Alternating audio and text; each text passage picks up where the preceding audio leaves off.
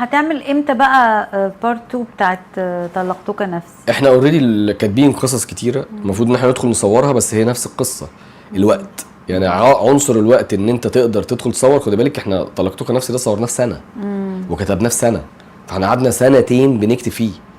يعني الموضوع مش سهل، لان احنا كنا واحنا بنصور كمان كنا بنكتب. بس خلاص انت جزء الكتابه خلص.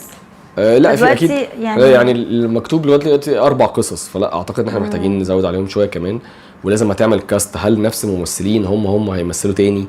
ده الانتاج بقى والاخراج، هل نفس الاخراج ونفس وايه الحاجات؟ المشكله اللي بتفكر تكتبها مثلا في 2026 في طلقتك نفسي؟ لا المشاكل لا تنتهي.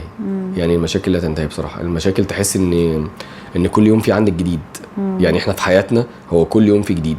زمان كنت بتقولي انت بتدور كام تيمه كده بتحصل. لا لو انت دخلت جوه الناس وجوه المجتمع الله اكبر، احنا عندنا كل يوم حاجات جديده. كل يوم حاجات جديده. انا متشوقه جدا اشوف جزء تاني.